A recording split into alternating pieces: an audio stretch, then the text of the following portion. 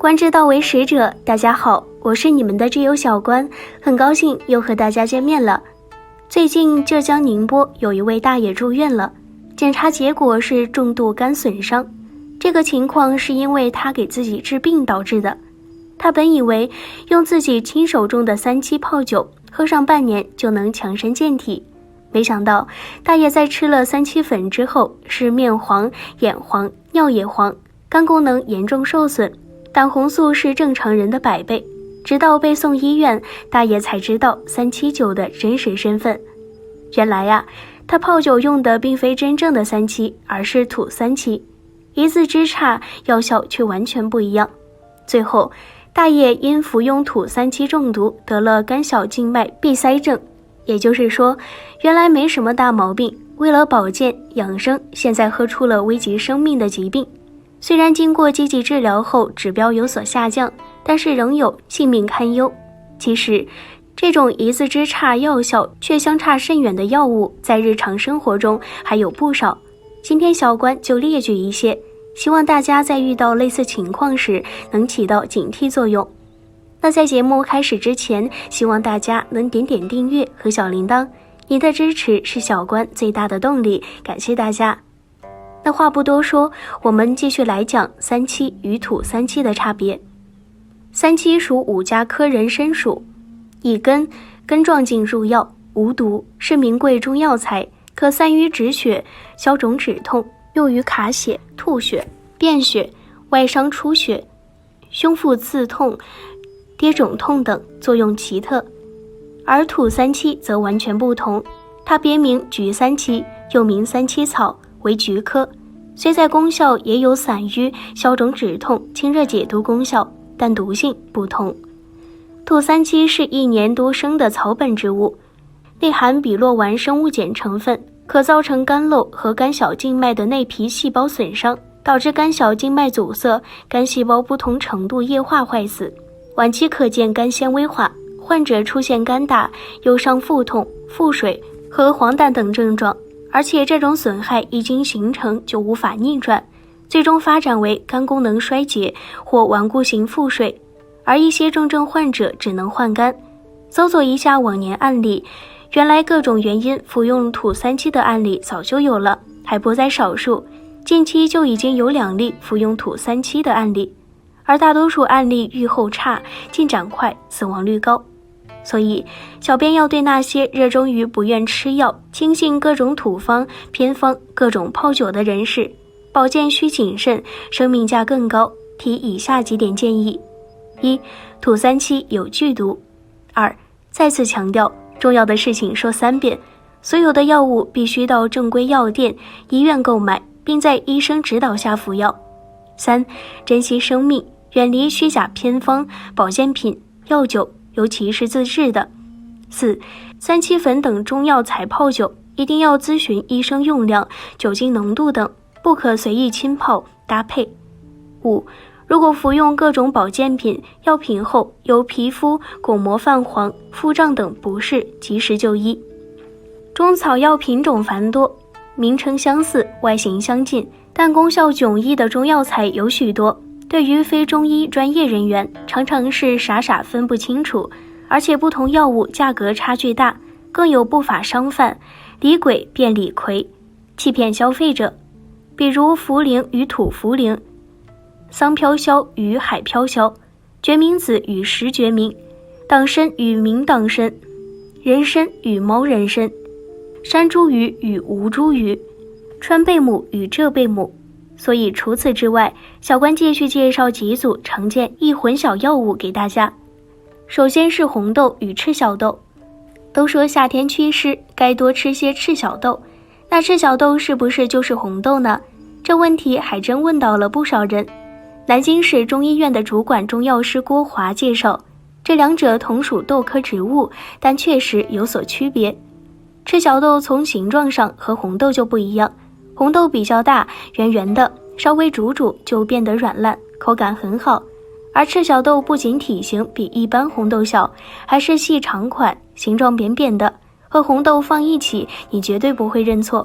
而且赤小豆即便煮久了也不会煮烂，吃着比较硬。在功效上，赤小豆味甘、酸、平，可以磨粉，也可以直接煎煮，有解毒、排脓、利水、消肿的作用，和绿豆有一点点像。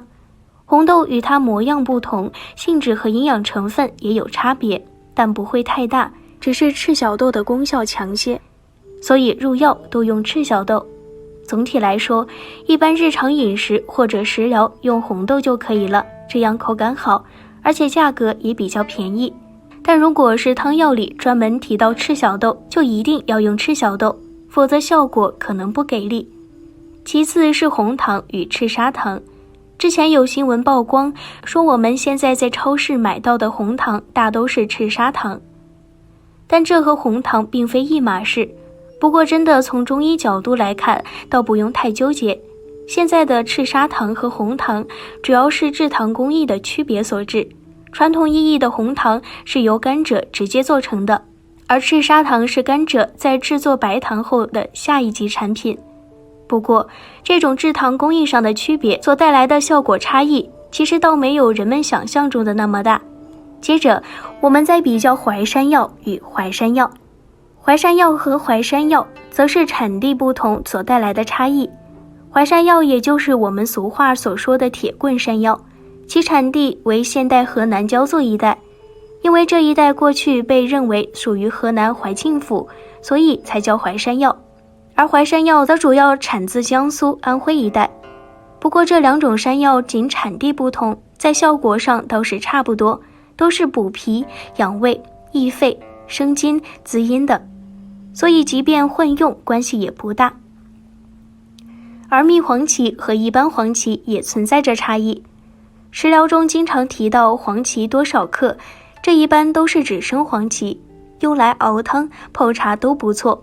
但如果专门提到了蜜黄芪，那就要选择专门的蜜黄芪。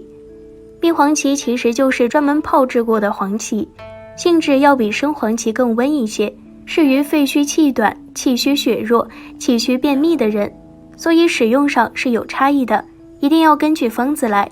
不过如果没标蜜黄芪，也不要任性的把生黄芪换成蜜黄芪，因为泡制过后的蜜黄芪味道比较重，用来熬汤可能会影响口感。还有姜黄和片姜黄，这两味药古籍记载是没有分开的，其实两者是不同的药物。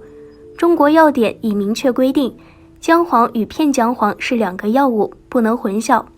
两者的药性均为辛、苦、温，都能活血行气、通经止痛。不同的是，姜黄以治气滞血瘀所致的心胸胁腹诸痛为宜，也可用于外感发热。片姜黄善入肩背、手臂等处，多用来治疗风湿、肩臂疼痛等症。还有海飘消和桑飘消，对于这两种，可能很多人都不太了解。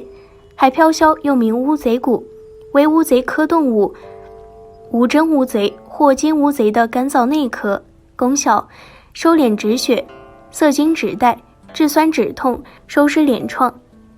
桑飘消为螳螂科昆虫大刀郎、小刀郎或巨腹螳螂的干燥卵鞘，功效是固精缩尿、补肾助阳。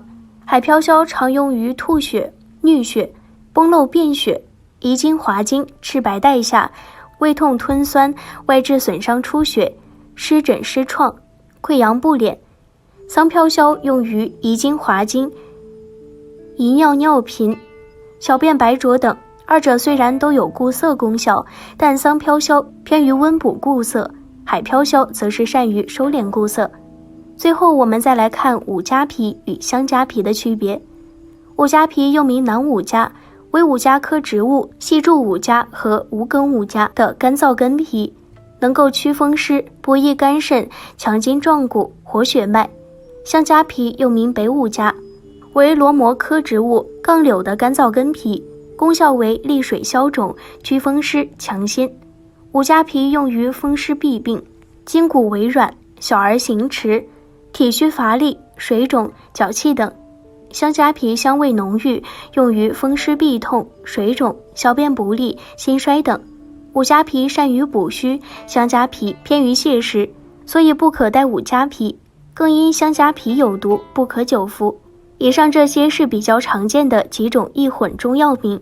我们可以看出它们名字虽然相近，但功效却大不相同，有些甚至有毒，不可随意替换。